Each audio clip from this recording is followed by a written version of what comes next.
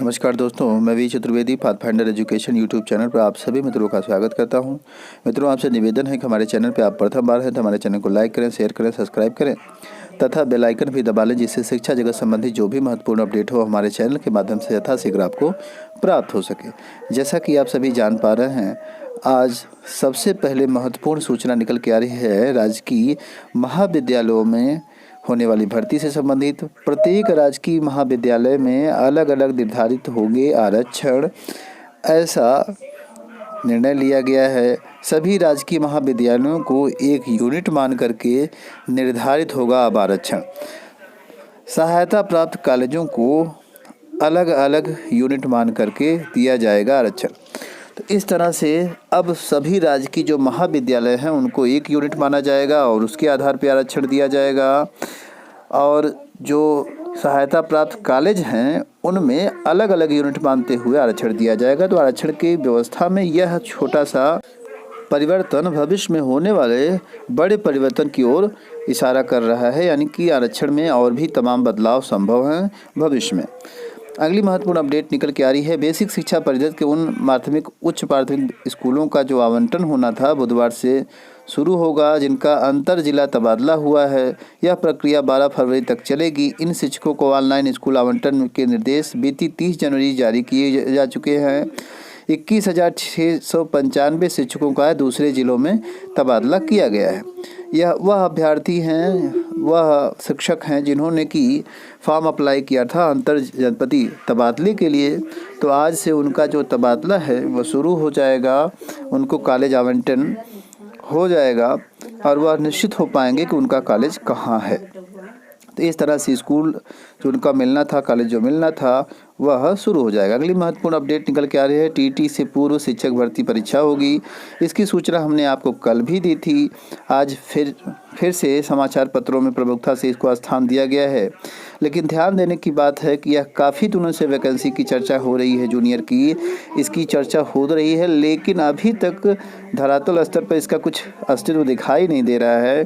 प्रक्रिया बहुत चल रही है, ना सिलेबस का अभी स्पष्टीकरण है ना किसी और का, जिसकी वजह से अभी कहा कुछ नहीं जा सकता कि क्या होगा।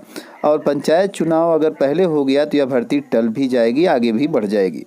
अगली महत्वपूर्ण अपडेट निकल के आ रही है। यूपीएससी लेटरल एंट्री 2021 संसद में उठा यूपीएससी लेटरल एंट्री भर्ती पर सवाल की गई ये मांगे।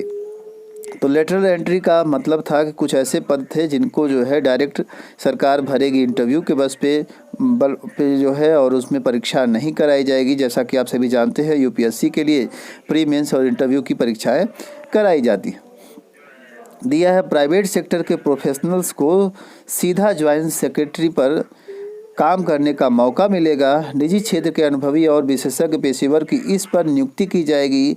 यूपीएससी ने विभिन्न सरकारी विभागों में 3 ज्वाइंट सेक्रेटरी और 27 डायरेक्टर लेवल के कुल 30 अधिकारियों की इस तरह से भर्ती अभी बात चल रही है, भर्ती की जाएगी। यूपीएससी लेटरल एंट्री के जरिए सरकार में सीधे संयुक्त सचिव के पद पर भर्ती का मामला मंगलवार को संसद में उठा।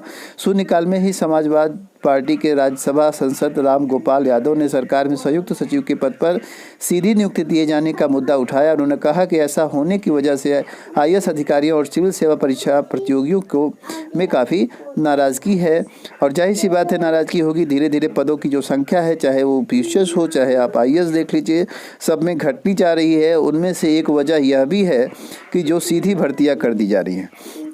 अब आईएएस में ये सीधी भर्ती करेंगे, जिसकी वजह से जो अभ्यर्थी तैयारी कर रहे हैं उनको सीटों की संख्या कम मिल पाएगी, यानी 25 से 30 सीट अभी ये अपने से डायरेक्ट भर दे रहे हैं। भविष्य में ऐसा भी हो सकता है कि इनकी संख्याएं और बढ़ा दी जाए और डायरेक्ट भर्ती और कर दी जाए।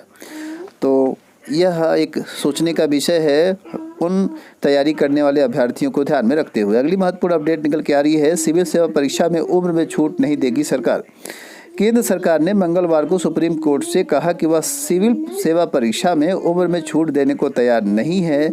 सिर्फ उन्हीं बच्चों को छूट मिली है जिनका कि अंतिम अटेम्प्ट था कोरोना काल में और वो परीक्षा नहीं दे पाए थे, उनको छूट प्राप्त हो रही है। वो फॉर्म फिर से अप्लाई करके नए वैकेंसी में आगे फॉर्म अप्लाई करके उसमें इंटरव्यू वगैरह दे सकते हैं। उनका संभव हो तो वो उसको निकाल सकते हैं, लेकिन उनको सभी अभ्यर्थियों को 1 साल की जो आयु में छूट देने की बात थी उस पे सरकार राज़ी नहीं हुई है, यानी कि इस पे उन्हें कोई छूट नहीं मिली है, अभ्यर्थियों को कोई छूट नहीं मिली है, आयु सीमा में उन्हें छूट नहीं मिलेगी सरकार की तरफ से। तो इस तरह से सिर्फ जो अंतिम अटेम्प्ट्स देने वाले अभ्यर्थी थे कोरोना काल में और उनको चांस नहीं मिलेगा भविष्य में, उनके लिए एक अवसर अतिरिक्त देने की बात सरकार ने मान ली है। बाकी सभी अभ्यर्थियों को 1 साल जो छूट देने की बात थी उम्र सीमा में, वह छूट नहीं दी जाएगी।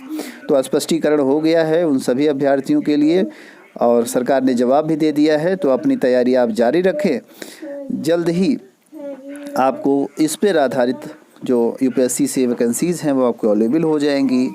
अगली महत्वपूर्ण अपडेट निकल के आ रही है, एक पद के लिए 5146 अभ्यर्थी देंगे परीक्षा।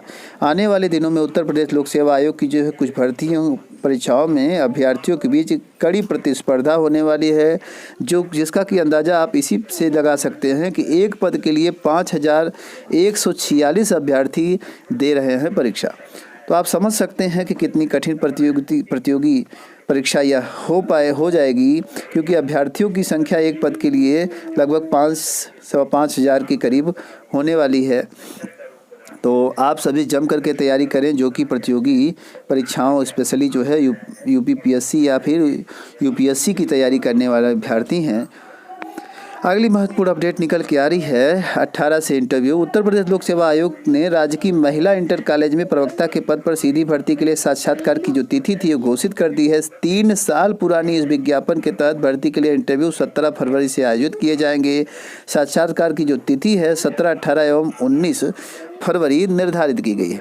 अब आप समझ सकते हैं कि हमारी जो वैकेंसीज़ हैं लोक सेवा आयोग से आने वाली वो कितनी पीछे चल रही थी अभी तक। अब जो है कुछ तेज़ी इसमें आई है। यह 3 साल पुरानी भर्ती है जिसको कि अब इंटरव्यू का डेट क्लियर कर रहे हैं और फिर कब आएगा इसका रिजल्ट यह इंटरव्यू के बाद ही स्पष्ट हो पाएगा। अगली महत्वपूर्ण अपडेट निकल के आ रही है लोक सेवा आयोग से ही। अब महिला अभ्यर्थियों की फाइलें आयोग में अटकी। LT ग्रेड शिक्षक भर्ती के तहत सामाजिक विज्ञान में महिला वर्ग की चयनित अभ्यर्थियों को छोड़कर बाकी सभी विषयों के चयनित अभ्यर्थियों की जो फाइलें हैं माध्यमिक शिक्षा सेवा निदेशालय भेजी जा चुकी हैं और इन्हीं की फाइलें लटकी हैं। और अगली जो महत्वपूर्ण अपडेट है वो आ रही है उत्तराखंड प्राविधिक शिक्षा परिषद की तरफ से राज्य के चिकित्सा विभाग में उपचारिका यानी स्टाफ नर्स के 12 स्वर्ण पदों पर भर्ती के लिए विज्ञापन जारी किया गया है। भर्ती नोटिफिकेशन में बताया गया है कि उत्तराखंड सरकार ने राज्य में कोरोना महामारी की प्रभावी रोकथाम के लिए स्टाफ नर्स के पदों पर सीधी भर्ती के लिए परिषद के द्वारा एजेंसी के तौर पर नामित किया। परिषद को कुछ कुल रिक्तियों की जो संख्या है वो स्पष्ट करते हुए उन्होंने कहा है कि 1229 पद इसमें होंगे, जिसमें से 20% पद पुरुष नर्स के लिए और 5 और बाकी जो है महिला के लिए होंगे। 5 फरवरी से इसमें आवेदन प्रारंभ हो जाएंगे। अगली महत्वपूर्ण अपडेट निकल के आ रही है, ज्ञापन सौंपने की तैयारी हो रही है युवा मोर्चा की तरफ से, जिसमें कि प्रमुख जो बिंदु हैं उनको लेकर के माध्यमिक शिक्षा सेवा चयन आयोग पर 12 फरवरी को 11:30 बजे के समय पर सभी अभ्यर्थियों को बुलाया गया है। ज़्यादा से ज़्यादा संख्या में आप वहां पहुँचें और यह ज्ञापन आयोग को माध्यमिक शिक्षा सेवा आयोग को सौंपा जाएगा। साथ ही साथ हो सकता है कि इसके संदर्भ में आयोग की तरफ से कुछ जवाब भी आपको प्राप्त हो। यह वही सारे बिंदु हैं जिनके लिए बार बार आयोग में धरना होता रहा है और सारे बिंदु आपके सामने स्क्रीन पर दिखाई दे रहे हैं।